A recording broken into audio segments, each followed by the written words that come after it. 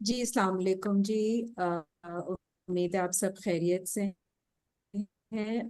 QWS کے تربیتی session میں آپ سب کو خوش آمدید۔ ہمارا جس طرح پچھلے 2 سیشن سے سلسلہ چل رہا ہے نفس کے بارے میں، اور نفس اور وحی کے تعلق کو ہم دیکھ رہے ہیں، اور ابھی ہم آیتوں کے ذریعے ان کو اور ایکسپلور کریں گے کہ وحی کے مطابق تزکیہ نفس کے مراحل اور طریقہ کار کیا ہوتے ہیں۔ تو فراز صاحب السلام علیکم، آپ پلیز آیتیں شیئر کیجیے گا۔ جی وعلیکم السلام ممنہ۔ جی بہت شکریہ ممنہ آپ کا۔ اور جیسا کہ ہم پچھلے سیشنز کے اندر نفس کی اہمیت، نفس اور وحی کا باہمی تعلق کیا ہے اس کو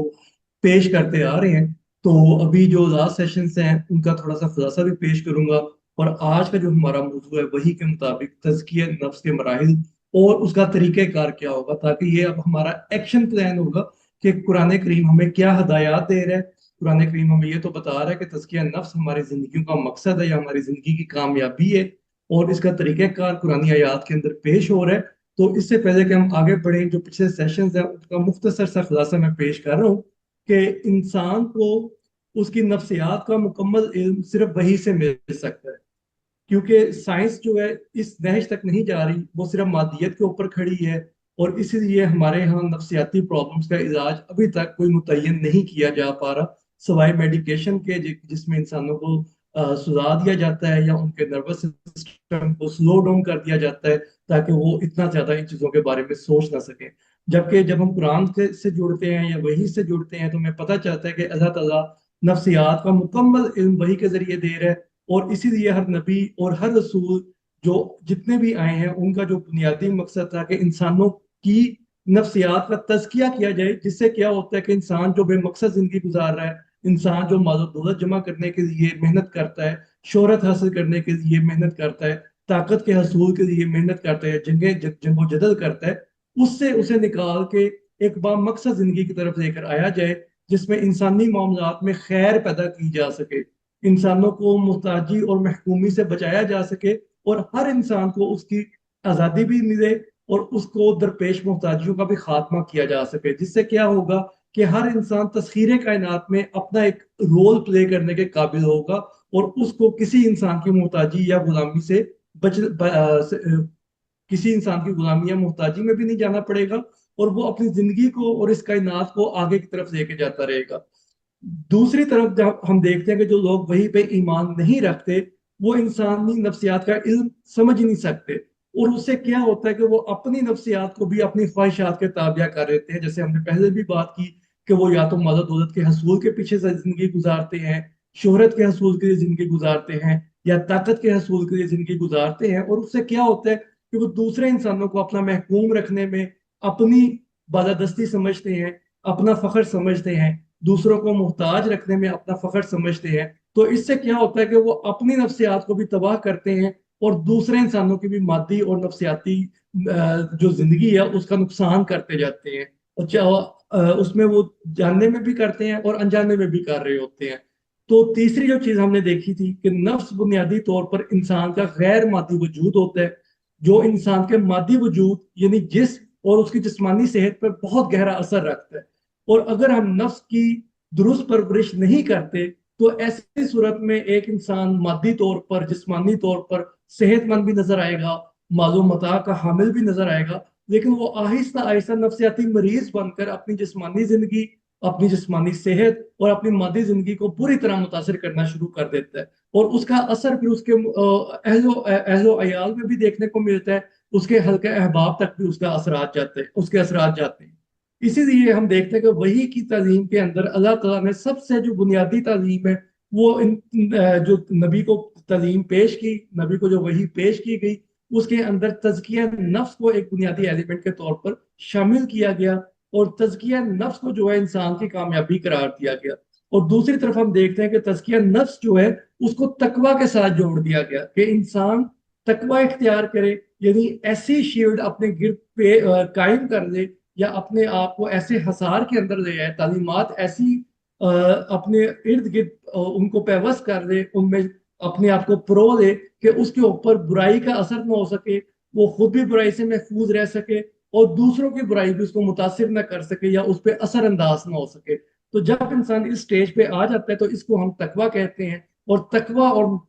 تزکیہ نفس جو ہے آپس میں لازم و ملزوم ہے. یعنی تزکیہ نفس کا جو عملی نتیجہ ہے وہ تقویٰ کی صورت میں پیدا ہوگا. تو یہ بیسیکلی بنیادی تعلیمات تھی جو ہم نے پچھلے سیشنز کے اندر پڑھی, سمجھی, ان کو قرآن آیات کی روشنی میں دیکھا. اور آج ہم جو ہے جو نفس کے 3 مراحل ہیں جو قرآن پاک ہمیں پیش کرتا ہے, جس میں نفس امارہ, نفس لوامہ اور نفس مطمئنہ ہے, آج آپ ان کو مرحلہ وار دیکھیں گے کہ نفس امارہ کیا ہوتا ہے, نفس لوامہ کیا ہوتا ہے, نفس مطمئنہ کیا ہوتا ہے, اور یہ کیسے ایک دوسرے کو ہم ایک سٹیج سے دوسری سٹیج اور دوسری سٹیج سے تیسری سٹیج میں جا سکتے ہیں. جی مثال. جی بہت شکریہ فراز صاحب, آپ نے ماشاءاللہ بہت اچھا خلاصہ پچھلے 2 سیشنز کا پریزنٹ کر دیا ہے. تو نفس امارہ کی جب ہم بات کرتے ہیں تو یہ آیت ہم نے پچھلی دفعہ بھی دیکھی تھی. تو اعوذ باللہ من الشیطان الرجیم, بسم اللہ الرحمن الرحیم. وما ابرئ نفسی, اور نہیں ہوں میں بری کرتا اپنی نفس کو بھی. تو حضرت یوسف یہ بات فرماتے ہیں کہ وہ اپنی نفس کو بھی بری نہیں کرتے, کیونکہ نفس جو ہے اس میں جس طرح ہم نے لاسٹ دیکھا تھا کہ انسان کی سائیکی کے بارے میں بات ہو رہی ہے, تو اس میں خیر اور شر کی دونوں باتیں ہوتی ہیں, لیکن برائی بھی نکلتی ہے اور اچھائی بھی نکلتی ہے. تو آپ اپنے آپ کو بری نہیں کر سکتے. ان النفس لامارۃ بالسوء, اور بے شک نفس جو ہے وہ برائی کا امر کرتا ہے. الا ما رحمہ ربی, سوائے اس کے کہ جو میرا رب رحم فرما دے. تو ہمارے اللہ تعالیٰ رحم فرماتے ہیں تو ہمارے نفس کے اندر کوئی اچھائی پیدا ہوتی ہے اور اچھائی کا خیال آتا ہے اور ہم برائی سے رک جاتے ہیں. ان ربی غفور الرحیم, بے شک میرا رب مغفرت کرنے والا اور رحم کرنے والا ہے. جی, اس کی بیسس پر ہم نفس کو دیکھتے ہیں کہ نفس آپ کو کوئی عمل کرنے پر آمادہ کرتا ہے, اشارہ کرتا ہے, چاہت کا اظہار کرتا ہے. تو اب نفس کو ہم نے اس لیول کے اوپر چیک کرنا ہوتا ہے کہ نفس ہمیں کس بات پر کا اشارہ کر رہا ہے یا آمادہ کرنے کو کہہ رہا ہے. جی, اس کے بارے میں اگر آپ سورہ 10 کی آیت 108 نکال لیجئے, سورہ یونس کی. جی, کل یا ایھا الناس قد جاءکم الحق من ربکم, کہہ دیجئے اے انسانوں, آ گیا ہے تمہارے پاس حق تمہارے رب کی طرف سے. فمن اہتدی, پھر جس نے ہدایت پائی, فانما یہتدی لنفسہ, تو بے شک اس نے ہدایت لی اس کی نفس کے لیے. ومن ضل, اور جو بھٹک گیا, فانما یضل علیہا, تو بے شک اس کا بھٹکنا اس کے اوپر ہے. وما انا علیکم بوکیل, اور نہیں ہوں میں آپ کے اوپر کوئی وکیل. نیکسٹ آیت بھی دیکھیے گا, 109 اس کے. جی نیکسٹ.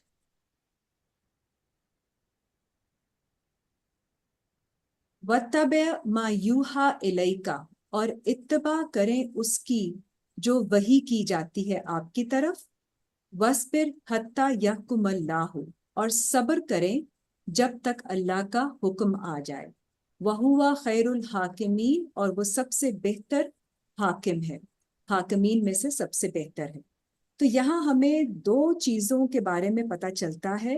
ایک تو یہ کہ جب انسان کو ہدایت ملتی ہے تو اس کو فالو کرنا ہے ہدایت کو, اور اگر کوئی بھٹکتا رہ جاتا ہے, اس ہدایت کو نہیں پکڑتا, تو پھر اس کا بھٹکنا اس کے اوپر ہے, اس کا بوجھ. تو یہ جو امر ہے, یہ جو کام ہم نے کرنا ہے, عمل کرنا ہے کہ ہم نے ہدایت کا راستہ پکڑنا ہے یا ہم نے بھٹکنے کا راستہ پکڑنا ہے, اس کا اثر ہماری نفس پر ہوتا ہے. اور آپ کو اللہ تعالیٰ یہ ہدایت دیتے ہیں ہم سب کو کہ آپ کو جو وحی آ رہی ہے, وَاتَّبِعْ مَا یوحیٰ الیک, اور جو وحی آ رہی ہے آپ کی طرف اس کی اتباع کریں, اور پھر آپ انتظار کریں. وَاصْبِرْ, اور فرم طریقے سے آپ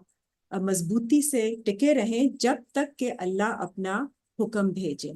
تو جو فیصلہ ہوتا ہے, جو نتیجہ ہوتا ہے, وہ بعد میں آتا ہے, لیکن ہمیں جب ہدایت ملتی ہے جو وحی کے ذریعے آتی ہے, اس پر ہمیں عمل کرنا ہوتا ہے اور ہدایت کا راستہ پکڑنا ہوتا ہے، کیونکہ ہر جو عمل ہم کرتے ہیں اس کا اثر ہماری نفس پر ہوتا ہے۔ جی نیکسٹ آیت دیکھیے گا،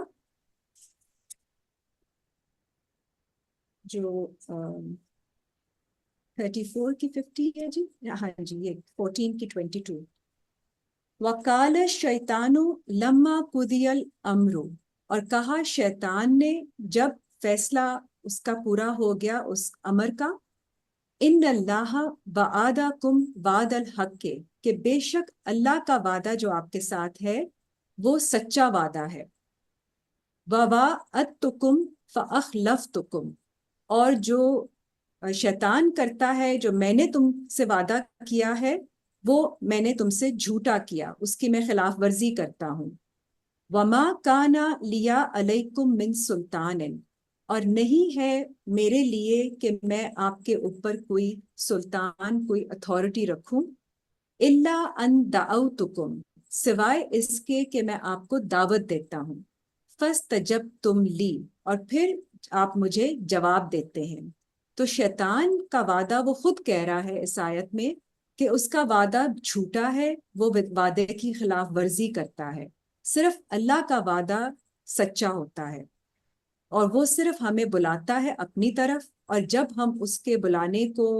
جواب دیتے ہیں،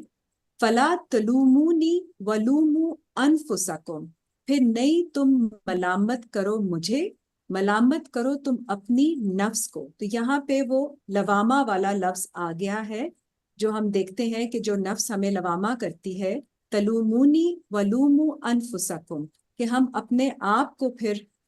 ملامت کرنے لگ جاتے ہیں، کیونکہ شیطان کہتا ہے کہ مجھے نہیں بلیم کرو، اپنے آپ کو بلیم کرو۔ ما انا بمصرخکم،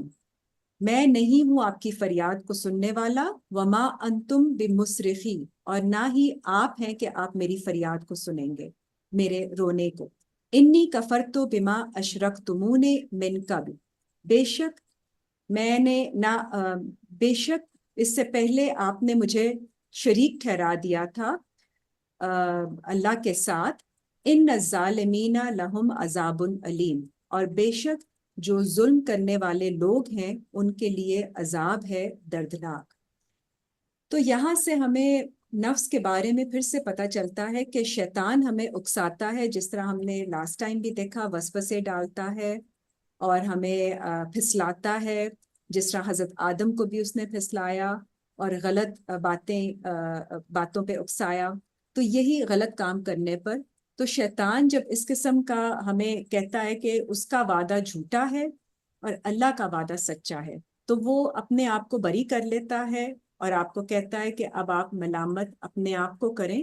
مجھے آپ بلیم نہ کریں۔ تو یہ ہماری ساری ذمہ داری ہماری اپنی ہوتی ہے، وہ صرف ہمیں دعوت دیتا ہے، پکارتا ہے، یہ ہمارے اوپر ہوتا ہے کہ ہم اس کا جواب دیں اور وہ عمل کریں، یا ہم اس کا اپنی نفس کے اوپر کنٹرول کر کے اس کو جواب نہ دیں اور اپنے اس کو رد کریں، اس کو دور کریں ان خیالات کو، اور نیک عمل اور وحی کا جو عمل ہے اس کے اوپر عمل کریں۔ جی فراز صاحب آپ ایکسپلین کریں گے فردر؟ جی بالکل، اس میں نفس امارہ کے حوالے سے جیسے آپ نے بھی اس میں آیت پڑھی سورہ یوسف کی آیت نمبر 53، کہ اس میں ہمیں صاف پتہ چلتا ہے کہ جو نفس ہمارا جب امارہ کی سٹیج پہ ہوتا ہے تو وہ ہمیں امر کر رہا ہوتا ہے بالسوء، کہ ہم وہ کام کریں جو کہ گناہ کے کام ہے، جو کہ ہمارے اندر قوت جو ہے اس کو ضائع کرتے ہیں، بے نتیجہ زندگی کی طرف لے کے جاتے ہیں۔ تو اس کے لیے اللہ تعالیٰ مزید جو آیات پیش کرتا ہے قرآن پاک کے اندر، ان میں سے کچھ میں نے یہاں پہ نوٹ ڈاؤن کی ہیں۔ جیسے سورہ الانعام کی آیت نمبر 20 ہے، اللہ تعالیٰ اس میں فرماتا ہے کہ الذین آتیناہم الکتاب یعرفونہ کما یعرفون ابناءہم الذین خسروا انفسہم فہم لا یؤمنون، کہ یہ وہ لوگ ہوتے ہیں جو کہ اللہ کی کتاب کو، اللہ کے قوانین کو ایسے پہچانتے ہیں جیسے وہ اپنے بیٹوں کو، اپنے یہاں کے معروف انسانوں کو پہچانتے ہیں، کہ ان کو پتہ ہوتا ہے کہ یہ لوگ کتنی طاقت کے مالک ہیں۔ یہ اسی طرح اللہ کے قوانین کو بھی پہچانتے ہیں کہ یہ قوانین کس طرح برحق ہے، یہ کتاب کس طرح برحق ہے۔ لیکن اللہ تعالیٰ کہتا ہے یہ کرتے کیا ہے کہ الذین خسروا انفسہم، یہ اپنے نفس کے ساتھ نقصان کرتے ہیں، اپنے نفس کو خسارے میں ڈال دیتے ہیں، وہ اس طرح کے فہم لا یؤمنون کہ یہ جس چیز کو پہچانتے ہیں اس پہ ایمان آنے سے انکار کر دیتے ہیں، اس پہ ایمان نہیں لے کر آتے، اپنی زندگی کو اس کتاب کے مطابق، اس کے قوانین کے مطابق نہیں ڈھالتے، جس کی وجہ سے ان کے نفس کا انتہائی نقصان ہوتا ہے۔ اور پھر کیا ہوتا ہے، وَمَنْ خَفَّتْ مَوَازِينُهُ فَأُولَٰئِكَ الَّذِينَ خَسِرُوا أَنفُسَهُمْ بِمَا كَانُوا بِآيَاتِنَا يَظْلِمُونَ، کہ ان کے جو اعمال ہیں وہ اتنے ہلکے ہوتے ہیں کہ ان کا جو پلڑا ہوتا ہے وہ بھاری، وہ جھک جاتا ہے، تو ہلکا ہلکا پلڑا جو ہے وہ رہ جاتا ہے، جس کی وجہ سے یہ لوگ خسارے کی زندگی کے کا شکار ہو جاتے ہیں، اور اپنی جان کے اوپر یا اپنے نفس کے اوپر انہوں نے اس طرح سے ظلم کیا ہوتا ہے کہ یہ اللہ کی آیات کا انکار کرتے ہیں، یہ اس کی آیات کا انکار کرتے ہیں، اس کے قوانین کا انکار کرتے ہیں۔ پھر یہ کرتے کیا ہیں کہ یہ اپنی منمانی کرتے ہیں، کیونکہ یہ کسی بھی اللہ کے قوانین کو مانتے نہیں، اللہ کی کتاب کو پڑھتے نہیں، یا اس کو ایمان اس کے اوپر عمل نہیں کرتے۔ پھر یہ ہر انسان جن کے ساتھ ان کا تعلق ہوتا ہے، یہ ان کے حقوق کی پامالی کرتے ہیں، یہ اللہ کے احکامات کے مطابق معاملات نہیں کرتے، معاشرے اور خاندان میں بگاڑ پیدا کرتے ہیں، انسانی معاملات میں عدل اور کس سے کام نہیں لیتے۔ تو یہ وہ لوگ ہوتے ہیں جو نفس امارہ کا شکار ہوتے ہیں، اور ان کا جو واحد علاج ہوتا ہے وہ انسانی نفسیات کو وہی کے تابع کرنا ہوتا ہے۔ جیسے اللہ تعالیٰ نے موسیٰ علیہ السلام کو ہدایت فرمائی کہ اذهب الى فرعون انه طغى، کہ فرعون کی طرف جاؤ کہ وہ طغا کا شکار ہو گیا، فقل هل لك الى ان تزكى، کہ اسے دعوت دو، اسے اس چیز کی طرف مائل کرو کہ اس کا تزکیہ کر دیا جائے، اس کو جو نفسیاتی پرابلم آ گئی ہے کہ وہ اپنے آپ کو رب العالیٰ سمجھ بیٹھا ہے، اس کو اسے نجات دلائی جا سکے، اور اس کو عام انسانوں کے ساتھ بہتری کے معاملات کی طرف دعوت دی جا سکے۔ اسی طرح یوسف علیہ السلام کا واقعہ ہے، اور عزیز مصر کی جو بیوی کا واقعہ ہے، وہ بھی ہمیں بتاتا ہے کہ جو انسانی معاملات میں زیادتی ہوتی ہے وہ بیسیکلی وہ لوگ کرتے ہیں جو نفس امارہ کا شکار ہوتے ہیں۔ تو اس پہ ہمیں یہ دیکھنا ہوتا ہے کہ جو لوگ نفس امارہ میں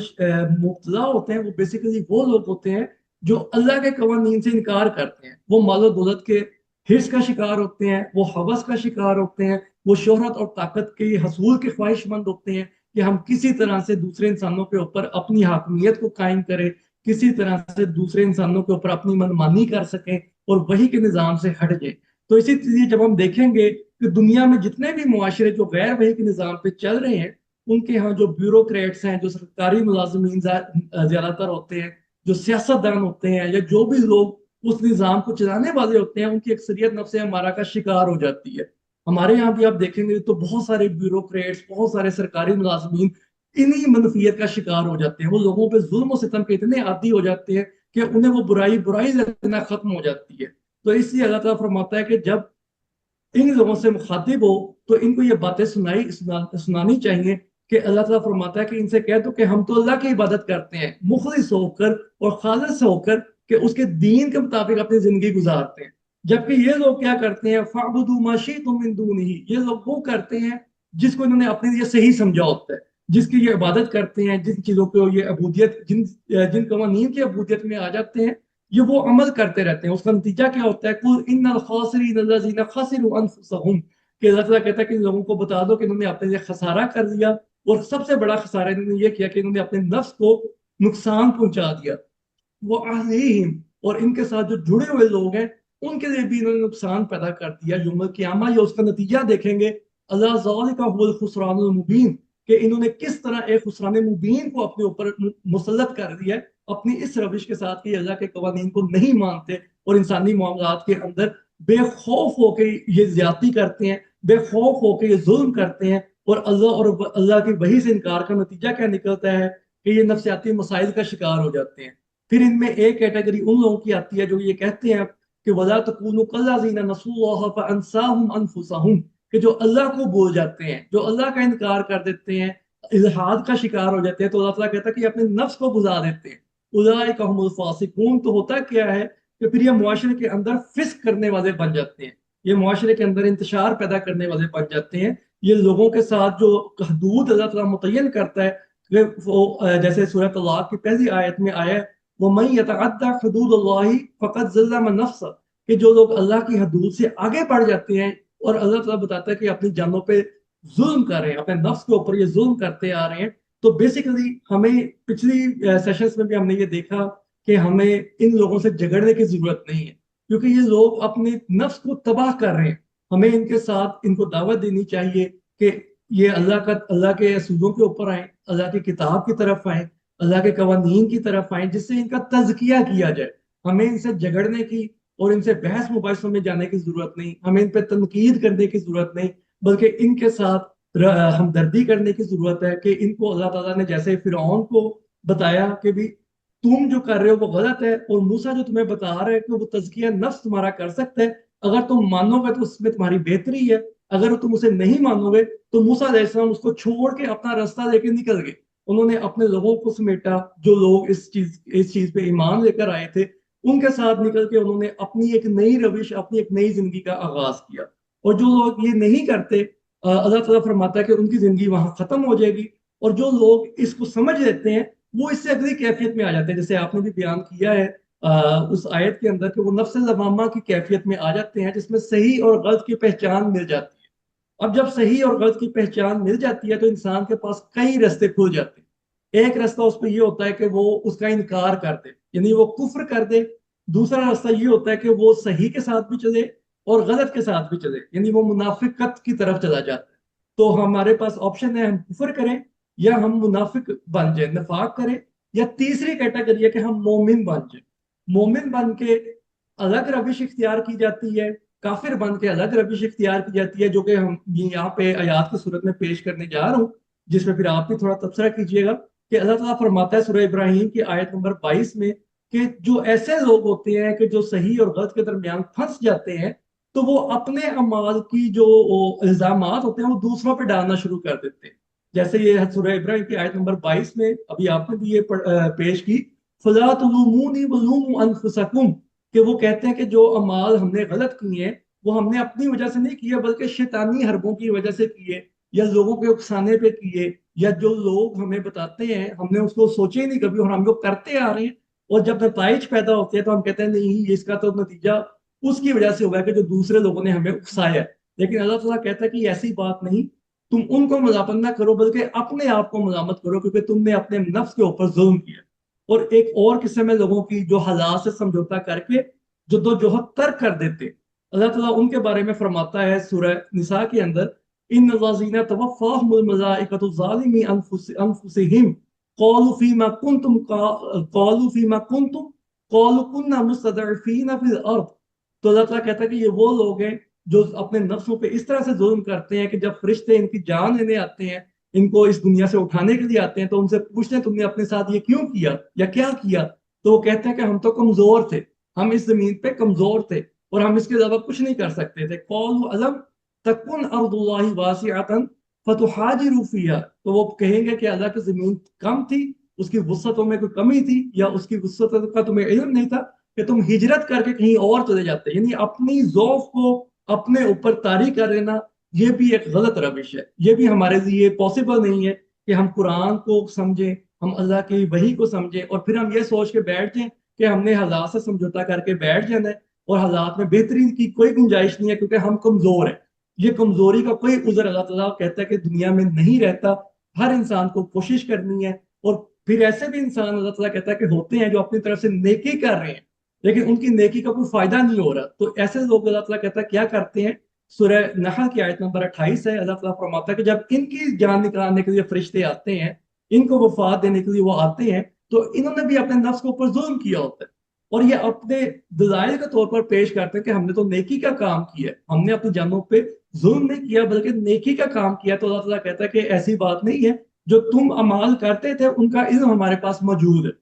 اور وہ نیکیاں کیا تھی کہ وہ اپنی مرضی سے نیکی کرتے تھے، یعنی وہ وہی کے تابع ہو کے نیکی نہیں کرتے تھے، جس کو اللہ تعالیٰ قرآن پاک میں متعدد جگہوں پہ پیش کرتا ہے کہ نیکی بھی وہ نہیں ہے کہ جو انسان سوچ لیتا ہے، بلکہ نیکی بھی وہ ہے جو اللہ تعالیٰ کہتا ہے کہ جو اس کے مقاصد ہیں، جو اس کی ہدایات ہیں، اس کے مطابق کی جائیں گی. تو اسی طرح اللہ تعالیٰ کہتا ہے جو تیسری کیٹیگری کے لوگ ہیں وہ لوگ ہیں جو اپنی غلطی کو مانتے ہیں اور وہی کے مطابق ڈھالتے ہیں خود کو. اس کے لیے اللہ تعالیٰ نے آدم علیہ السلام کی جو دعا ہے وہ پیش کی ہے کہ قولا ربنا ظلمنا انفسنا، کہ یہ وہ لوگ ہیں جب ان سے زیادتی ہو جاتی ہے، جب ان سے اپنے نفس کے اوپر کوئی ظلم ہو جاتا ہے تو یہ اللہ تعالیٰ کو کہتے ہیں، ان سے دعا کرتے ہیں کہ ہم نے جو اپنی جانوں پہ ظلم کیا ہے، جو زیادتی کی ہے، ہمیں اس سے مغفرت کرنے کی توفیق عطا فرماؤ. ہمیں اپنی رحمتوں میں جگہ عطا فرماؤ تاکہ ہم اس نقصان سے بچ جائیں جو اپنے اپنی ذات پہ کر دیا ہوا ہے۔ تو یہ کوئی وجہ نہیں ہے کہ ہم یہ کہیں کہ ہم نے نقصان کر دیا ہے تو اب ہمارے پاس آگے جانے کا کوئی راستہ نہیں ہے۔ تو اللہ تعالیٰ فرماتا ہے، بتاتا ہے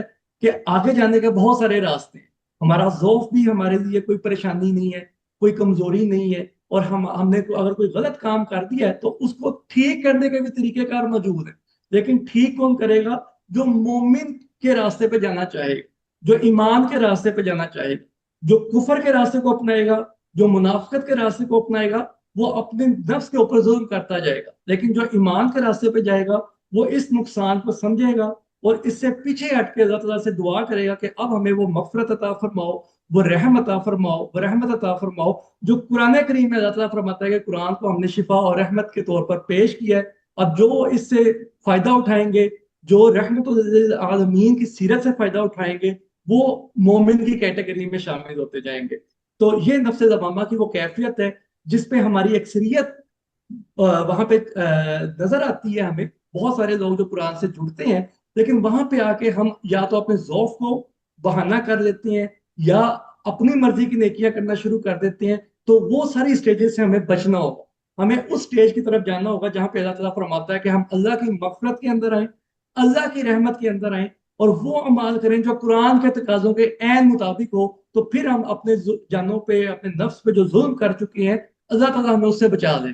جی میم۔ جی بالکل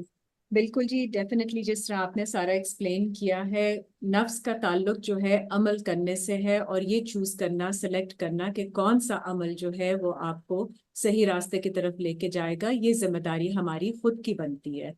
تو اسی لیے ہمیں قرآن پڑھنا ہوتا ہے، قرآن سے جڑنا ہوتا ہے تاکہ ہمیں ہدایت بھی ملتی رہے، وحی بھی ریسیو ہوتی رہے، اور ہمیں آگاہی ملتی رہے کہ ہم جو نتائج چاہ رہے ہیں ان کے لیے ہمیں کیا اعمال کرنے کی ضرورت ہے۔ جی سورہ 16 کی آیت 111 دیکھ لیجئے۔ یوم تأتی کل نفس، اور جس دن آئے گی ہر نفس، تجادلو عن نفسہا، تو وہ اپنی ہی طرف جھگڑتی آئے گی، آرگیومنٹ کرتی ہوئی آئے گی۔ وَتُوَفَّى كُلُّ نَفْسٍ مَا عَمِلَتْ، اور وفا کیا جائے گا، پورا کیا جائے گا ہر نفس کو، ما عملت، جو اس نے عمل کیا، وہم لا یظلمون، اور ان پر ظلم نہیں کیا جائے گا۔ تو ہر نفس جو ہے وہ اپنے بارے میں آرگیومنٹ کرتی ہوئی آئے گی، لیکن اللہ فرماتے ہیں کہ ہر نفس کو جو عمل اس نے کیا ہے اس کو پورا کیا جائے گا۔ تو اللہ تعالیٰ کسی کے ساتھ ناانصافی، کسی کے ساتھ ظلم نہیں کرتے ہیں۔ تو جو آپ کو ریزلٹس ملیں گے وہ وہی ملیں گے جو آپ نے اعمال کیے ہیں۔ تو اگر آپ سمجھیں گے کہ آپ نے اعمال بہت اچھے کیے ہیں تو پھر نتیجہ اچھا آنا چاہیے، اور اگر نتیجہ اچھا نہیں آ رہا ہوتا تو پھر آپ کو دیکھنا ہے واپس کہ آپ نے کیا اعمال کیے۔ آپ کی سوچ میں کوئی غلطی ہے، آپ کی سمجھ میں کوئی غلطی ہے، یا آپ نے وہ اعمال ہی نہیں کیے جو آپ نے جس کی ہدایت پائی۔ اور ہر نفس کے پاس اس کا پورا ریکارڈ موجود ہوگا۔ وَكُلَّ إِنسَانٍ أَلْزَمْنَاهُ طَائِرَهُ فِي عُنُوقِهِ، ہر انسان پر ہم نے لازم کیا ہے کہ اس کی گردن پر جو اس کے ساتھ لگا دی گئی ہے، چکر جس طرح بنایا گیا ہے، وَنُخْرِجُ لَهُ يَوْمَ الْقِيَامَةِ، ہم اسے خارج کریں گے اس کے لیے قیامت کے دن، کتابن، اس کی کتاب، یلقاہ منشورا، اور ڈال دیں گے اس کو سامنے پھیلایا ہوا۔ اقرا کتابک، کہ پڑھو تم اپنی کتاب کو، کفا بنفسک الیوم علیک حسیبا، کافی ہوگی تمہاری نفس اس دن تم پر حساب دینے کے لیے۔ تو یہ سب چیزیں جو ہم عمل کرتے ہیں وہ سب ہماری نفس کے اندر ریکارڈ ہو رہے ہوتے ہیں، اور ان سب کا پھر حساب دینے کے لیے ہماری نفس خود ہی اپنی کتاب پڑھے گی۔ ہماری ایک کتاب لکھی جا رہی ہے جو کہ ہر انسان کی لکھی جا رہی ہے، اور قیامت کے دن یہ سامنے کھول کے رکھی جائے گی اور ہمیں بتایا جائے گا کہ اب دیکھ لو جو تم نے اعمال کیے۔ اور پھر وہی بات رپیٹ ہوتی ہے جو بار بار اللہ فرماتے ہیں من اہتدی فإنما یہتدی لنفسہ، اور جو ہدایت پاتا ہے تو وہ بس ہدایت پر آتا ہے اپنی ہی نفس کے لیے. آپ کسی اور کی نفس کے لیے نہیں ہدایت پاتے، آپ اپنے لیے ہی انتظام بناتے ہیں کہ آپ کی نفس بہتری کی طرف جائے. ومن ضل، اور جو بھٹکتا رہتا ہے، فإنما یدل علیہا، تو بے شک اس کا بھٹکنا اس پر ہے. مطلب آپ کا بھٹکنا یا ہدایت پانا آپ کی ذمہ داری ہے. ولا تازر وازرۃ وزر اخری، اور نہیں بوجھ اٹھا سکتی کوئی بوجھ اٹھانے والی نفس کسی دوسرے کا بوجھ. تو یہاں پہ ہر انسان کو سمجھنا ہے کہ اس نے اپنا بوجھ خود اٹھانا ہے، اپنے اعمال کا بوجھ خود اٹھانا ہے. تو جو غلط کام ہوں گے وہ سب لکھے جائیں گے، جو اچھے کام ہوں گے وہ سب لکھے جائیں گے. اور آپ کسی کو پاس آن نہیں کر سکتے، مطلب کسی کو ملامت کر کے الزام دے کر اپنے اعمال کسی اور پر نہیں ڈال سکتے. وما کننا معذبین حتی نبعث رسولا، اور نہیں ہیں ہم عذاب دینے والے جب تک کہ ہم بعثت نہ کر دیں کسی رسول کی، کوئی رسول نہ بھیج دیں. تو اللہ تعالیٰ آپ کے پاس ہم سب کو پیغام اپنا پہنچواتے ہیں، ہمیں ہدایت کا پیغام پہنچایا جاتا ہے، اور ہر نفس کی یہ ذمہ داری ہے کہ اس کو پہچانے اور اس پر عمل کرے، تاکہ جب بعد میں قیامت کے دن اس کی کتاب کھولی جائے گی تو اس کے سامنے ساری چیزیں آئیں گی، تو اس کو پتہ ہوگا جو اس نے عمل کیے ہیں، اور کسی کے ساتھ پھر کوئی ظلم نہیں کیا جائے گا. ہر نفس کو وہی ملے گا جو اس نے کام کیا ہے، اور آپ اپنا بوجھ آپ نے خود ہی اٹھانا ہوگا. تو یہ سب ذمہ داری ہماری ہوتی ہے، اور ہمیں سوچ سمجھ کر زندگی کے ہر فیصلے کے اوپر غور و فکر کر کے قرآن سے سیکھتے ہوئے عمل کرنا ہے. جی فراز صاحب شکریہ. آپ جی آپ آگے نیکسٹ ایکسپلین کر دیجئے نفس مطمئنہ کا. جی بالکل، یہ جو دو کیفیت ابھی تک ہم نے سامنے رکھی ہیں، کیونکہ انسانوں کی اکثریت انہی دو کیفیات کے اندر گزرتی ہے. سب سے زیادہ ہم نفس امارہ کا شکار ہوتے ہیں، اور پھر وہاں سے جو لوگ نکلنا چاہتے ہیں وہ نفس لوامہ تک پہنچ جاتے ہیں. اور پھر اس میں جو 3 سٹیجز ہم نے ڈسکس کی کہ پھر ہمارے پاس آپشن آ جاتی ہے کفر کی، منافقت کی، اور مومن بننے کی. تو اس میں اللہ تعالیٰ بتاتا ہے کہ اب جو مومن کے راستے پہ جائے گا وہ نفس مطمئنہ کے راستے پہ جائے گا. اسے اللہ تعالیٰ سورہ فجر کی آیت نمبر 27 اور 28 میں یوں بیان کرتا ہے کہ یا ایھا النفس المطمئنہ ارجعی الی ربک راضیۃ مرضیہ، کہ اے نفس مطمئنہ، اے وہ اطمینان حاصل کرنے والے نفس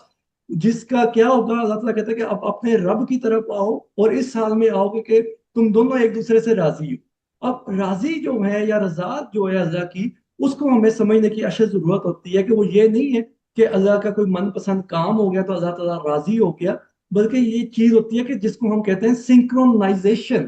کہ جب دو چیزیں آپس میں کام کرتی ہیں اور دو قوتیں آپس میں کام کرتی ہیں اور وہ ایک دوسرے کے ساتھ سنکرونائز ہو جائیں تو وہ ایسے رزلٹ پیدا کرتی ہیں کہ انسان دیکھتا رہ جاتا ہے. تو اسی طرح اللہ تعالیٰ فرماتا ہے کہ رضی اللہ عنہ بھی جو ہے یہ وہ لوگ ہیں جو اللہ کی ہدایات کے مطابق اللہ کے مقاصد کے ساتھ اس طرح سے سنکرونائز ہو گئے ہیں کہ اس کے جو نتائج پیدا ہو گئے تو وہ دنیا حیران ہو گئی کہ یہ کیسے پیدا ہو گئے. وہ عرب جو کسی بھی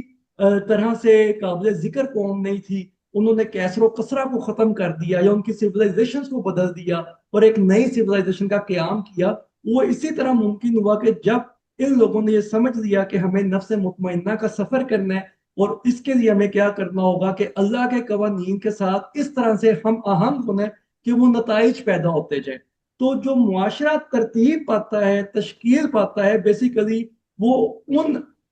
ایفرٹس کا، ان اعمال کا نتیجہ ہوتا ہے جو اللہ تعالیٰ ایمان والوں سے تقاضا پیش کرتا ہے. تو اس سلسلے میں ہمیں پتہ چلتا ہے کہ نفس مطمئنہ کے لیے ہمیں بہت زیادہ محنت کرنی پڑتی ہے. ہمیں ایمان کی جو صلاحیت ہے، ایمان کی جو قوت ہے، اس کو حاصل کرنا پڑتا ہے. اس کے لیے اللہ تعالیٰ جا بجا قرآن پاک میں آیات پیش کرتا آ رہا ہے، اسے ہم نے بھی بہت جگہوں پہ پیش کیا. ابھی میں چند آیات پیش کروں گا کہ یہ جو کنورژن ہوگی اب ہماری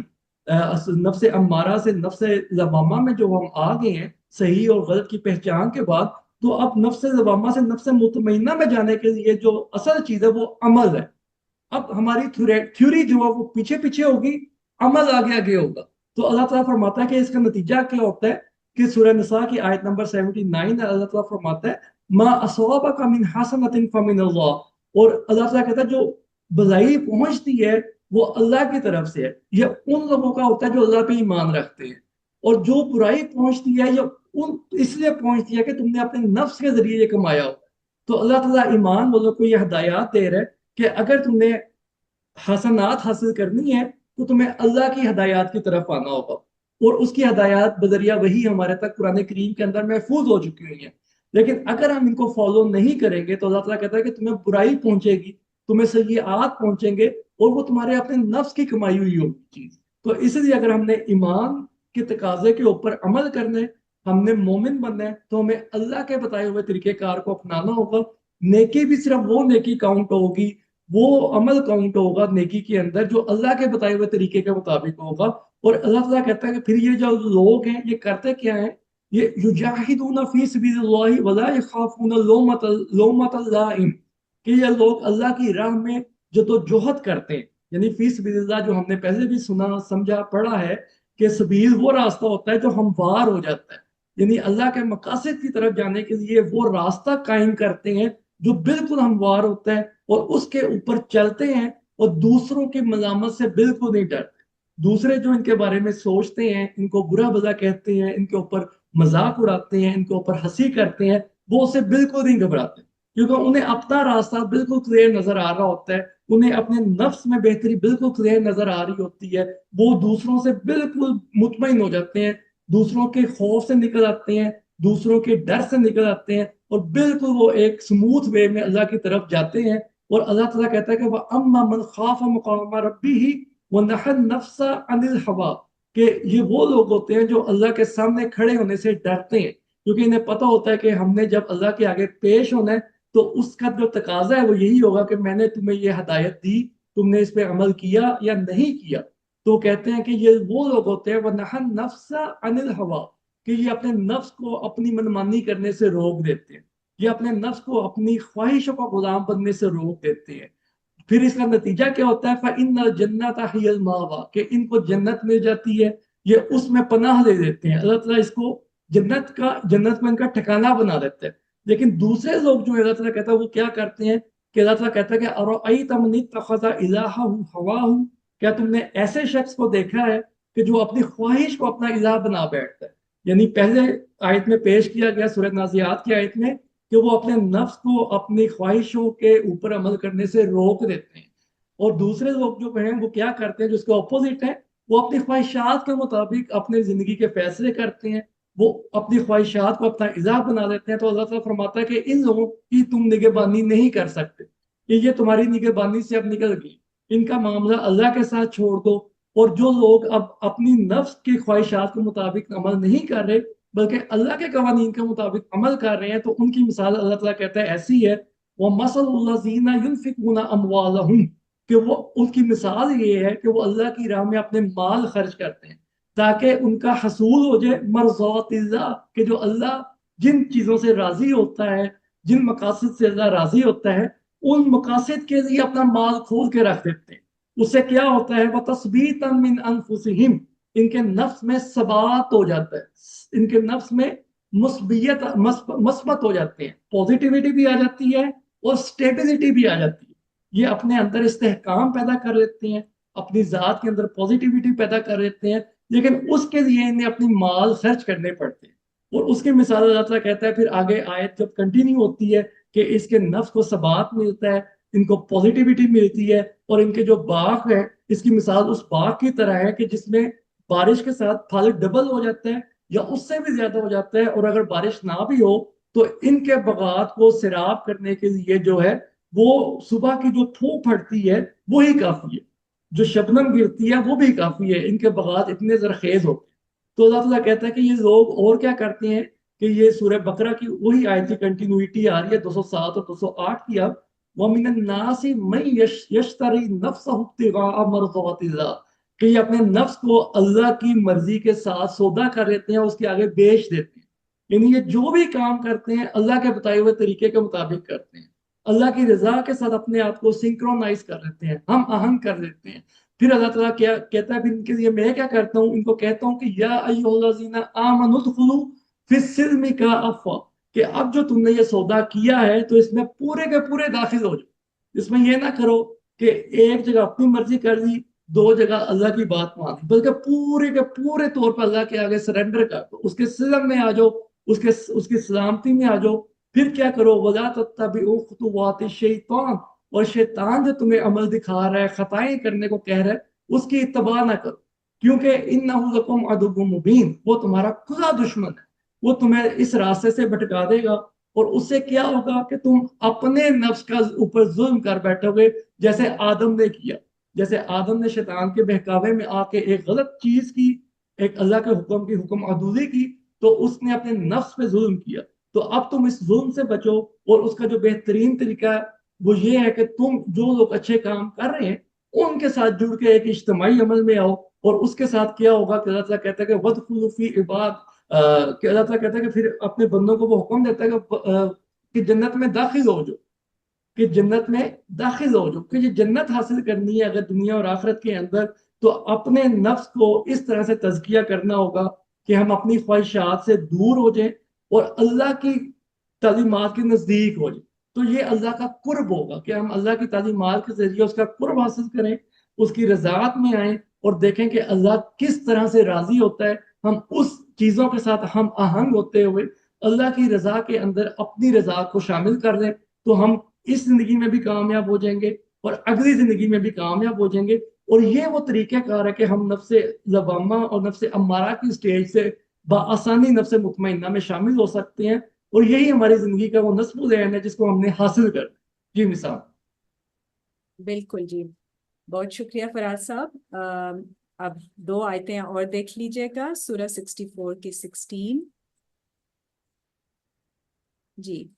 فَاتَّقُوا اللَّهَ مَا اسْتَطَعْتُمْ، پھر تقوی کرو اللہ سے جتنی کہ تم استطاعت رکھتے ہو. وَاسْمَعُوا، اور سنو، وَأَطِیعُوا، اور اطاعت کرو، وَأَنفِقُوا، اور خرچ کرو، خَیْرًا لِأَنفُسِکُم، خیر میں سے تمہاری نفسوں کے لیے. تو یہ پورا ایک ہمیں ہدایت کا ایک نقشہ آ جاتا ہے، جتنی استطاعت ہو اس کے مطابق آپ سنیں، اللہ کی آیتوں کو سنیں، اور ان کی اطاعت کریں، حکم مانیں، اور اللہ کے راستے میں خرچ کریں خیر میں سے. وَمَن یُوقَ شُحَّ نَفْسِهِ، اور جو بچ گیا اس کی نفس کی شہوت سے، اس کی نفس کی لالچ سے. تو ان کاموں کو کرنے سے ہم اپنے نفس کی لالچ سے بچ جاتے ہیں. فَأُولَٰئِکَ هُمُ الْمُفْلِحُونَ، تو یہ وہ لوگ ہیں جو فلاح پانے والے ہیں.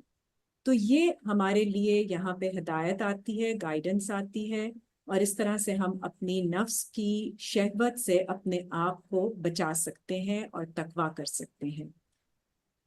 جی نیکسٹ دیکھیے گا سورہ 41 آیت 30. ان الذین قالوا، بے شک وہ لوگ جو کہتے ہیں ربنا اللہ، ہمارا رب اللہ ہے. تو جب ہم کہتے ہیں ہمارا رب اللہ ہے تو مطلب کیا ہے اس کا، کہ ہمارا پالنے والا اللہ ہے. تو اللہ جب ہمارا پالنے والا ہے، ثم استقاموا، اور پھر اس پر ہم استقامت کے ساتھ قائم ہو جاتے ہیں. تو مطلب یہ کہ ہم کسی اور کی طرف نہیں دیکھ رہے، کہیں سے ہمیں مدد نہیں آنی ہے، کہیں سے ہمیں رزق نہیں آنا ہے. ہمیں پالنے والا اللہ ہے، وہی رزق دے گا، وہی ہماری مدد فرمائے گا، اور اسی نے ہمیں ہمارا خیال رکھنا ہے. تتنزل علیہم الملائکۃ، تو پھر نازل ہوتے ہیں ان کے اوپر الملائکہ، اللہ تخافوا ولا تحزنوا، اور وہ کیا میسج لے کر آتے ہیں کہ نہیں تم خوف کھاؤ اور نہ ہی پریشان ہو. تو جو پہلی بات ہم نے پہلے دن سے یہی سٹارٹ کی تھی کہ خوف اور حزن جو ہے وہ ہمیں نفسیات کو سب سے زیادہ پریشان کرتا ہے، اور انسان کو ساری جو مینٹل اور ڈپریشن اور جو بیماریاں النیسز ہوتی ہیں ان کا روٹ کاز خوف اور حزن ہوتا ہے، فیئر اینڈ وریز. تو جب آپ اللہ پر اپنا ایمان اتنا مضبوط کر لیں کہ صرف آپ کو پتا ہو کہ اللہ پالنے والا ہے، اللہ بچانے والا ہے، اللہ نے ہی ہمارے لیے راستہ بنانا ہے، اور اس پر استقامت رکھیں گے تو ملائکہ نازل ہوتے ہیں اس میسج کے ساتھ کہ خوف نہ کھاؤ اور حزن نہ کرو، وَأَبْشِرُوا بِالْجَنَّةِ، اور آپ کو بشارت دیتے ہیں، گڈ نیوز دیتے ہیں جنت کے ساتھ، الَّتِي كُنْتُمْ تُوعَدُونَ، جس کا تمہارے ساتھ وعدہ کیا گیا ہے۔ تو یہ میسج آتا ہے آپ کے پاس جب آپ اس طرح سے اپنے ایمان کی مضبوطی رکھیں۔ جی نیکسٹ آیت دیکھیں، نحنو اولیاءکم، جی 31،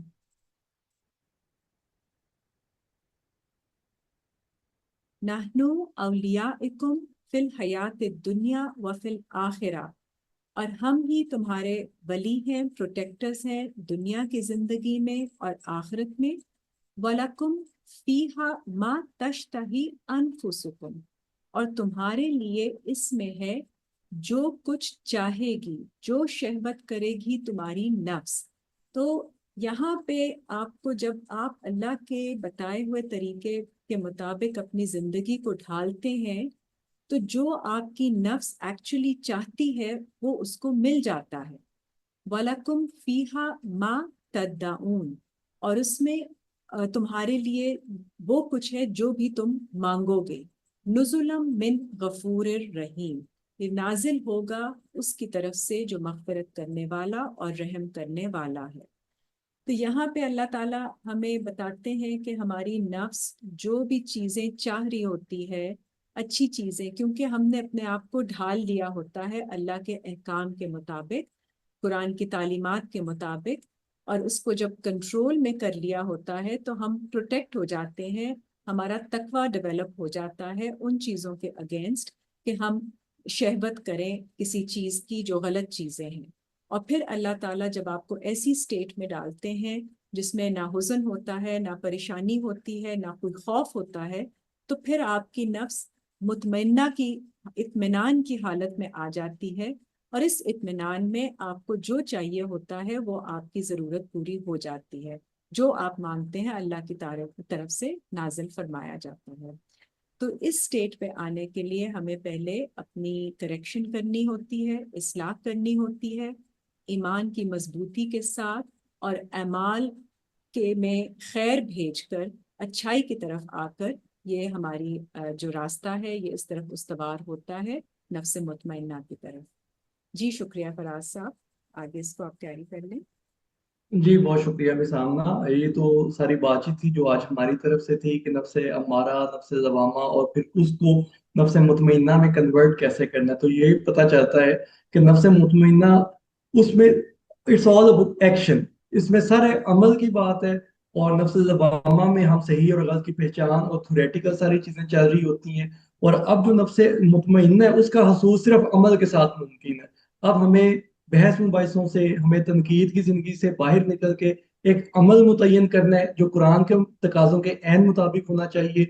تاکہ ہم اس میں اپنی خواہشات کی پیروی نہ کریں بلکہ اللہ کے بتائے ہوئے قوانین، اللہ کے بتائے ہوئے اصول، ان پہ عمل پیرا ہو کے ان نتائج کی طرف جائیں جو کہ قرآن ہمیں دکھاتا ہے، جو نبی کریم صلی اللہ علیہ وسلم کی سیرت نے،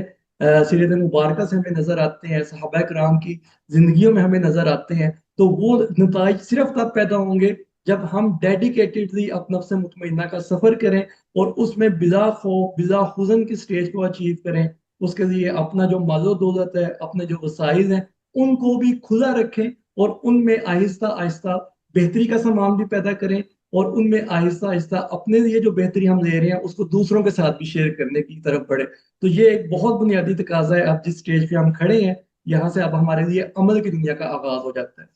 میں چاہوں گا زبیر بھائی اگر آپ کے لیے بھی ایزی ہے تو آپ اس ساری گفتگو کے حوالے سے مزید رہنمائی بھی دیں۔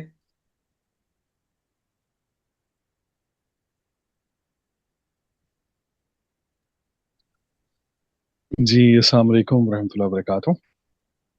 جی وعلیکم جی السلام۔ وعلیکم السلام۔ ماشاء اللہ تبارک اللہ، جی آپ نے جتنی خوبصورتی سے ماشاء اللہ اتنے بڑے موضوع کو سم اپ کیا ہے، ماشاء اللہ تبارک اللہ، یہ بہت ہی خوبصورت ہے۔ اور ماشاءاللہ تبارک اللہ، اس میں ایک چیز تو انتہائی کمال تھی، جس میں غالباً آپ نے سورۃ تغابن آیت نمبر 16 جو میم آمنہ نے پیش کی ہے، وہ انتہائی کمال صورت ہے۔ اور میں سمجھتا ہوں کہ اس میں ایک چیز جو ہے وہ بھی بڑی خوبصورت ہے، کیونکہ اسی بات کو ہم آگے لے کر چلتے ہیں تاکہ مزید اس کے اندر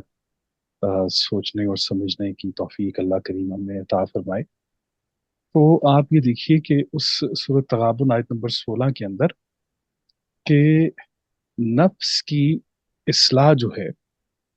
وہ قرآن کریم نے اس آیت کے اندر بتا دیا ہے کہ کسی بھی نفس کی اصلاح جو ہے وہ بذریعہ تقوی کی جا سکتی۔ تقوی وہ ٹول ہے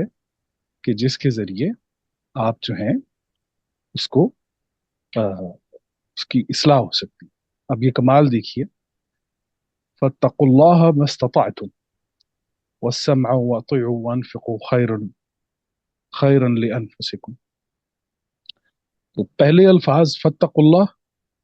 اور درمیان کے الفاظ خَيْرٌ لِأَنفُسِكُمْ، ان دونوں کو جب آپ ایک ترازو میں رکھیں تو بہت ہی خوبصورت انسان کو یہ پیغام مل جاتا ہے کہ نفس کے لیے اگر کوئی چیز خیر کی ہے، جو نفس کے اندر خیر پیدا کر سکتی ہے، وہ اس کا تقوی ہے، وہ اس کی احتیاط ہے، جو اس صورت کے اندر ہے۔ ماشاء اللہ تبارک اللہ، کیونکہ آج ہمارا موضوع جو ہے وہ نفس امارہ اور لوامہ اور مطمئنہ کے اوپر ہے۔ اور مزے کی بات یہ ہے کہ اس پر بہت پہلے بھی اور ابھی بھی ہم جب ہماری ایک باقاعدہ طور پر حروف المقطعات کے اوپر جب ہم ریسرچ کر رہے تھے تو اس میں ایک چیز جب ہمارے سامنے آئی تو وہ بہت ہی خوبصورت تھی اور بہت کمال تھی، اور وہ یہ تھی کہ قرآن کے آغاز میں جب ہم سورہ الفاتحہ پڑھتے ہیں تو اس میں صراط الذین انعمت علیہم غیر المغضوب علیہم ولا الضالین، وہاں پر 3 گروہ آتے ہیں، ان میں ایک انعام یافتہ ہیں، ایک پھٹکے ہوئے ہیں، ایک جن پر جو ہے وہ غضب آ گیا ہے۔ اور اسی کے بعد جب الف لام میم سے بات شروع ہوتی ہے، اور الف لام میم ذالک الکتاب لا ریب فیہ، تو اس سے آگے چلتے ہوئے آپ دیکھیں ایمان والوں کا ذکر ہے، اور پھر آگے 3 گروہوں کا اور ذکر آ جاتا ہے۔ تو الف لام میم بالکل درمیان میں الف لام میم ہے، الف لام میم سے پہلے جو ہیں وہ 3 گروہ ہیں ان کا ذکر ہے، اور الف لام میم کے بعد 3 گروہوں کا ذکر ہے۔ یہاں پر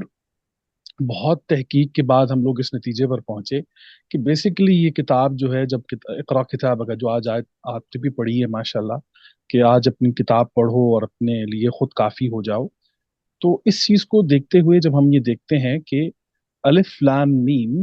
یہ جو حروف المقطعات میں 3 حرف ہمارے سامنے آتے ہیں، تو بیسیکلی یہ علامت ہیں ان 3 نفوس کی جو پورے قرآن کریم کے اندر والناس تک سفر کرتے ہیں۔ آخری حرف، آخری جو لیٹر ہے، جو آخری جملہ ہے وہ ہے ناس، اور جو آغاز ہے وہ ہے الف لام میم۔ تو جب ہم دیکھتے ہیں کہ الف لام اور میم کو، تو پتہ چلتا ہے کہ یہ نفس الامارہ، لوامہ اور مطمئنہ کو مکمل انداز میں یہ تینوں الفاظ جو ہیں وہ پیش کر رہے ہیں۔ اس کو جب آپ یہ دیکھیں گے کہ قرآن کریم کا آغاز اتنا کمال ہے کہ وہ یہ بات ایسے نہیں کر رہا کہ میم لام الف لے آتا، کہ وہ مطمئنہ سے آپ کو امارہ کا سفر کرواتا، بلکہ قرآن کی تاریخ یہ بتا رہی ہے کہ انسانیت اس مقام پر پہنچی ہوئی تھی جس سے امارہ کا مقام کہا جاتا ہے۔ انسان اپنے آخری دھانے پر پہنچا ہوا تھا، جہالت میں، فسطائیت میں، برائیوں میں، لادینیت میں، ان تمام تر چیزوں کو جہاں پر آ کے سہارا دیا ہے، وہ آپ دیکھیں گے نا کہ ہم نے پہلے بھی یہ بات بتائی تھی، نبی کریم صلی اللہ علیہ وسلم کے حوالے سے جب یہ کہا جاتا ہے اور قرآن کریم میں یاسین کا لفظ جب آتا ہے سورہ یاسین میں، تو ہم نے عرض کیا تھا کہ وہ ایک صحرا، اور اس میں صحرا کے اندر ایک گھر، اور گھر کے اندر وہ لکڑی کا بنا ہوا گھر، اور ایک بالا جو اس کے سینٹر میں ڈال دیا جاتا ہے لکڑی کا، اور وہ بالا جب جھکنے لگتا ہے نا جی، تو نیچے سے جس درخت کی شاخ یا جس درخت کے تنے سے اس کو ٹیک دی جاتی ہے، وہ بدو اس ٹیک والے درخت کو، تنے کو یاسین کہتے تھے، یاسین۔ تو پتہ چلا کہ نبی کریم صلی اللہ علیہ وسلم کو جب قرآن پکارتا ہے تو وہ کہتا ہے یاسین، کہ انسانیت کی ٹوٹی ہوئی کمر کو دوبارہ بحال کرنے والے، یاسین. تو وہ دوبارہ اب پتہ چلا کہ قرآن بھی جب الف لام میم پر آتا ہے تو یہ وہی بحالی ہے کہ آپ کو امارہ سے وہ مطمئنہ کا سفر کرواتا ہے، نہ کہ مطمئن قوم کو امارہ کی طرف لے جاتا ہے. الفاظ کا انتخاب آپ دیکھیے کتنا کمال ہے کہ الف، لام اور میم، ان یہاں سے آپ نفس امارہ اور 3 ڈائمینشنل آپ کو پیچھے بھی 3 لوگ ملیں گے، اور الف لام میم کے بعد بھی آپ کو 3 لوگ ملیں گے، 3 گروپس ملیں گے. تو یہ انتہا درجے کے اہم ترین نکات ہیں کہ اگر ہم اس کے اوپر ذرا غور و فکر کریں، تدبر کریں، تو قرآن کریم بھی ہمیں نفس امارہ، جہاں پر ہماری کمر ٹوٹی ہوئی تھی، وہاں سے ہمیں نفس اللوامہ تک، اور پھر لوامہ کے بعد مطمئنہ تک لے آتا ہے. کہ اور لوامہ کی جو کیفیت ہے یہ بھی بہت اہم ہے، کیونکہ ابھی تھوڑی دیر پہلے بات ہو رہی تھی ہماری، اس پر بھی ہمیں بات کرنا ہوگی اور یقیناً کرنا ہوگی. وہ اس لیے ضروری ہے کہ جو انسان شرمندہ ہو گیا ہے وہ اس کے تابندہ ہونے کی علامت ہے. مسئلہ ان لوگوں کے لیے ہوتا ہے جو گناہ کو گناہ تصور نہیں کرتے، جو گناہ پر دلائل دیتے ہیں، جو گناہ پر ڈٹ جاتے ہیں. یہ امارہ ان کی کنڈیشن بتائی گئی ہے، ان کی حالت بتائی گئی ہے. جو انسان لوامہ کے اندر داخل ہو گیا ہے وہ 90% مطمئنہ کی طرف جانے کے اس کے چانسز بڑھ جاتے ہیں. اور آپ یہ دیکھ لیجئے کہ یہاں تک ہم نے بدوؤں سے سیکھا کہ الف اور لام اور میم کی کنڈیشنز جب آپ دیکھیں گے کہ الف جو ہے وہ سیدھا کھڑا ہوا ہے، لام سیدھا کھڑا ہوا ہے، لیکن میم آپ کو جھکا ہوا دکھائی دے گا. اس کی خطاطی کے اندر بھی جب آپ دیکھیں گے کہ جس انسان کے اندر جھکاؤ آ جاتا ہے، نرمی آ جاتی ہے، جس کے اندر سجدہ کرنے کی صلاحیت آ جاتی ہے، رکوع کرنے کی صلاحیت آ جاتی ہے، جھکنے کی صلاحیت آ جاتی ہے، جو بالکل مردے کی طرح لکڑی نہیں بن جاتا، سخت نہیں ہو جاتا، بلکہ اس کی شخصیت کے اندر نرمی ہوتی ہے، وہ اپنی بات کو بدلنے کی صلاحیت رکھتا ہے، وہ جھکنے کی صلاحیت رکھتا ہے، وہ قربانی دینے کی صلاحیت رکھتا ہے. تو جو لوگ خطاطی کو جانتے ہیں وہ الف لام میم کی خطاطی کو جب دیکھیں گے کہ الف جو ہے وہ سیدھا ہے، لام سیدھا ہے، میم آپ دیکھیے میم کو سیدھا نہیں بلکہ لٹایا ہوا ہے. تو اس یہاں سے آپ کو مطمئنہ کی نرمی کا اندازہ ہوگا کہ یہ قرآن جو ہے وہ اپنی خطاطی کے حوالے سے کس قدر کمال ہے. اور الف لام میم میں یہاں پر یہ تینوں کیٹیگریز جو ہیں، اور یہاں دیکھیے کہ انسانوں سے بات شروع کر کے، 3 نفوس سے بات شروع کر کے ون ناس، انسانوں پر یہ کتاب ختم کر دی گئی ہے. تو پتہ چلا کہ یہ پوری کتاب جتنی بھی ہے وہ ہماری کتاب ہے، اور اسی کتاب کے ذریعے پھر ہمارا تمام جتنے بھی حسابات ہوں گے انشاءاللہ دنیا و آخرت میں اسی کتاب کے مطابق ہوں گے. جی اللہ کریم آپ سب کو اپنی رحمتوں اور برکتوں میں محفوظ رکھے. جی جزاکم اللہ خیر. جی آمین. بہت شکریہ زبیر صاحب، آپ نے جو الف لام میم کا جو بتایا ہے، ماشاءاللہ پوری چیز اگین اس میں سم اپ ہو جاتی ہے کہ اس سے پہلے بھی جو 3 گروہ ہیں اور اس کے بعد بھی جو 3 گروہ بتائے گئے ہیں، اور بیچ میں جو سفر ہے وہ ڈیفینیٹلی اسی بات کو فردر اس کی دلیل پیش کرتا ہے اور ری انفورس کرتا ہے جو ہم نے ڈسکشن کی ہے. اور نفس لوامہ جب ہوگا تو پھر مطمئنہ کی امید کی جا سکتی ہے. اور اگر کوئی کسی انسان کو احساس نہ ہو، صرف امارہ کی سٹیج پر ہی آ کر اپنی غلطی کرنے کے بعد بھی اس پر کھڑا رہے گا تو وہ آگے نہیں بڑھ سکتا ہے. تو اصلاح تبھی ہوتی ہے جب آپ کو احساس ہو جائے کہ کوئی کام غلط ہو گیا ہے تو اس کی اصلاح کرنی ہے. السلام علیکم. جی جی وعلیکم السلام. اچھا سر سے پوچھنا ہے جی صاحب آپ لوگوں سے کہ ایک یہ جو نفس امارہ ہے، لوامہ ہے اور مطمئنہ ہے، تو اس تینوں سے شروع امارہ سے ہوتا ہے، پھر لوامہ میں داخل ہوتا ہے. تو لوامہ میں داخل ہونا جو ہے اس کے لیے ایک پروسیس جو ہے سیلف ریفلیکشن، جو بندہ سیلف ریفلیکشن کرتا ہے تو اس کو احساس ہوتا ہے لوامہ. تو اس کا کوئی طریقہ کار ہے ایسا سچ کوئی جو مختصر الفاظ میں مطلب ہے کوئی بیان کرے؟ جواب جی جی جزاک اللہ، بہت شکریہ. بہت ہی خوبصورت سوال محترم ہمایوں بھائی، اللہ کریم آپ کو بہت سلامتی عطا فرمائے. اور میں یہ سمجھتا ہوں جی کہ لوامہ سے مطمئنہ کا سفر جو ہے وہ ایک تربیت یافتہ صحبت کروا سکتی ہے جی. میں ایک رائے ہے، مطلب یہ حتمی بات تو نہیں ہے، لیکن میں ایک قرآن کریم کا چھوٹا سا طالب علم ہونے کے ناطے میں نے یہ دیکھا ہے کہ آ، تربیت یافتہ صحبت جو ہے وہ انسان کو لوامہ سے نکال کر مطمئنہ تک کا سفر کروا سکتی ہے. یہ وہ صلاحیت ہوتی ہے کہ جب انسان کو اپنی صحبت، اپنے ارد گرد کے لوگوں کا انتخاب اور پھر ان لوگوں کا عمل جو ہے جب ان کے سامنے آئے گا، تو میں سمجھتا ہوں کہ یہ اس میں بہت آسانی ہو سکتی ہے. حتمی جواب تو شاید آپ کو مطمئن نہ کر سکے، لیکن میں سمجھتا ہوں یہ کوئی نہ کوئی اس میں کردار ضرور ادا کر سکتا ہے کہ جس میں اگر ہماری صحبت جو ہے، جو ہماری گیدرنگ ہے، اگر وہ تربیت یافتہ ہے تو وہ ہمیں بہت مدد کر سکتی ہے لوامہ سے مطمئنہ تک کا سفر کرنے کے لیے. جزاکم اللہ بخیر سے. میں مامنا ایک پوائنٹ میں اس میں جی ایڈ جی کرنا چاہوں گا. جی وہ یہ کہ جیسے ابھی آپ نے بھی بات کی، زبیر بھائی نے بھی بات کی، تو اس میں میں جس انداز میں اس کو دیکھتا ہوں یا سمجھا ہوں کہ نفس امارہ جو ہے وہ انفرادی شخصیت سے شروع ہوتا ہے اور انفرادی شخصیت تک ہی ختم ہو جاتا ہے. یعنی کہ وہ انسان اپنے اوپر ہی فوکس کرتا ہے، سیلف سینٹرڈ جسے ہم کہتے ہیں، کہ وہ سیلفش کی طرف وہ لے جاتا ہے، انسان کو خود غرضی کی طرف لے جاتا ہے. اس میں وہ یہ نہیں دیکھتا کہ میرے ایکشن کی وجہ سے دوسرے کو کوئی نقصان ہو رہا ہے یا نہیں ہو رہا، لیکن وہ صرف اپنا فائدہ دیکھتا ہے اور اپنا فائدہ ہی حاصل کرنا چاہتا ہے. تو یہ نفس امارہ کی ایک کیفیت آ جاتی ہے، جس کی مثال میں اگر عام الفاظ میں پاکستان میں جو ایک ٹرینڈ چلتا ہے کہ میں صفائی پسند انسان ہوں، میں اپنے گھر کی صفائی کر کے کوڑا باہر پھینک دیتا ہوں. تو یہ میرا نفس امارہ ہے کہ میں اپنے اوپر تو فوکس کر رہا ہوں کہ میں کس طرح سے طاقتور یا بہتر یا خوبصورت یا صاف ستھرا ہو سکتا ہوں، لیکن اس کی جو گندگی میں نے جمع کی وہ میں نے باہر والوں کو تحفہ دے دیا، ان کے لیے میں نے پھیلا دی، اپنے معاشرے کے لیے، اپنے دیگر انسانوں کے لیے. اب نفس لوامہ میں جب میں آتا ہوں تو مجھے پتا چلتا ہے کہ یہ تو میں نے اچھا کام نہیں کیا، یہ تو میں نے برا کام کیا کہ اپنے گھر کی گندگی کو سمیٹا اور باہر والوں کو دے دیا. تو نفس ہمارا وہ سٹیج آتی ہے کہ جیسے ہمایوں بھائی نے کہا سیلف ریفلیکشن میں کر رہا ہوں کہ میرا جو عمل ہے وہ دوسرے انسانوں کے لیے فائدہ مند ہے یا نقصان دہ. تو یہاں سے ہمارا سیلف ریفلیکشن کا ایک پروگرام یا ایک وہ انڈیکیٹر الرٹ ہو جاتا ہے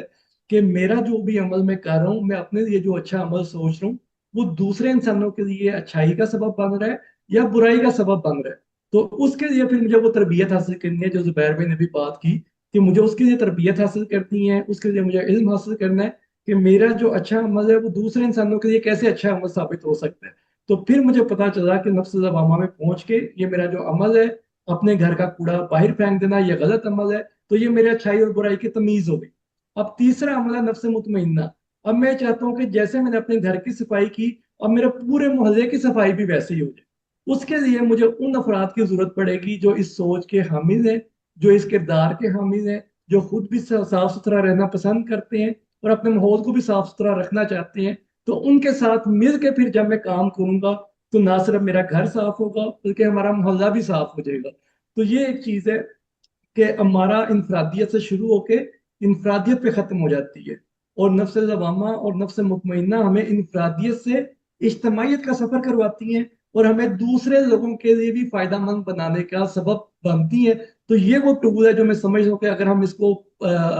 کو سمجھ لیں، اس کو اپنی زندگی میں اپنا لیں کہ میرے کام سے اگر مجھے فائدہ ہو رہا ہے اور دوسرے کو نقصان ہو رہا ہے تو اس کام میں کہیں نہ کہیں مجھے سوچنا ہوگا کہ میرے کام میں کہیں خرابی ہے، اور میرا کام ایسا ہونا چاہیے کہ مجھے بھی فائدہ ہو اور دوسرے کو بھی فائدہ پہنچے. تو پھر ہم نفس لوامہ اور نفس امارہ کی طرف نفس امارہ سے نفس لوامہ اور نفس لوامہ سے نفس مطمئنہ کی طرف بڑھ سکیں گے. جی بہت شکریہ. بالکل ڈیفینیٹلی ماشاء اللہ. بالکل جی، آپ نے بھی اور زبیر صاحب نے بھی جو پوائنٹ ریز کیا ہے،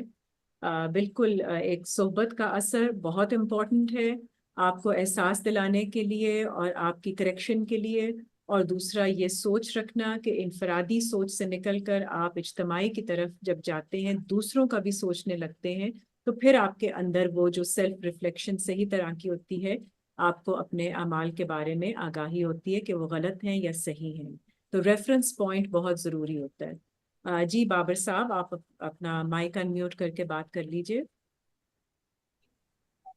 جی السلام علیکم سب کو. جی وعلیکم السلام. میرے خیال میں کوئی بہت زیادہ پڑھا لکھا بندہ تو نہیں ہوں، لیکن بس ایک بات میرے ذہن میں آئی تھی کہ یہ اس آل اباؤٹ سیکریفائس، یا میرے خیال میں اگر ہم قربانی دینا سیکھ لیں، ٹھیک ہے، تو یہ سارے کے سارے مسئلے جو ہے نا وہ آسانی سے حل ہوتے چلے جاتے ہیں. جسے ہم کہتے ہیں کہ گیو اینڈ ٹیک، یا سو اگر ہم جو ہے نا وہ دینا سیکھ لیں، ٹھیک ہے، بجائے یہ کہ ہم جو ہے نا وہ صرف لینے کے بارے میں سوچ رہے کہ مجھے ملنا چاہیے مجھے ملنا چاہیے. اگر ہم دینا سیکھ لیں، ٹھیک ہے، تو ہماری ذات میں بہت زیادہ بہتری آ سکتی ہے. جزاک اللہ خیر. جی بالکل جی، بالکل، ڈیفینیٹلی آپ نے جس طرح سے سمجھایا ہے قربانی کے بارے میں، قربانی دینا، تو اس کا مطلب یہی ہے کہ اپنے نفس کی خواہشات کو کنٹرول میں لے کر آنا، اس طرح سے کہ وہ ایسی خواہشات جو کسی دوسرے کے لیے نقصان دہ ہو سکتی ہیں، ان کو ہی تو آپ نے چیک میں رکھنا ہے. تو اس طرح سے آپ کا تقوی امپروو ہوتا ہے، اور اس طرح سے آپ دوسروں کی سوچ کو بھی اپنے دماغ میں رکھتے ہیں، اپنی سوچ میں رکھتے ہیں دوسروں کے بارے میں، اور اسی طرح آپ پھر ایسے لوگوں کے ساتھ جڑتے جاتے ہیں جو کہ لائک مائنڈڈ ہوتے ہیں، تو آپ کو بھی ایک اسٹرینتھ اور سپورٹ ملتی ہے، اور دوسرا آپ کی ایک انکریجمنٹ ہوتی ہے، اور آپ کا مائنڈ سیٹ جو ہے وہ اسی طرح بنتا جاتا ہے، اور ہم سب ایک دوسرے سے پھر اچھی باتیں سیکھتے ہیں. کوئی کسی کام کی اصلاح کر رہا ہوتا ہے، کوئی کسی کام کی اصلاح، تو وہ پھر مل کے ہم سب ایک دوسرے سے کی صحبت سے سیکھتے ہیں. جی میرا خیال ہے اب ٹائم کافی ہو گیا ہے، تو آج کا سیشن اب یہاں پہ اینڈ کر لیتے ہیں. انشاءاللہ پھر نیکسٹ آپ کے ساتھ فرائیڈے کو ملاقات ہوگی. آپ سب کا بہت شکریہ. آپ سب اپنا خیال رکھیے گا. اللہ حافظ.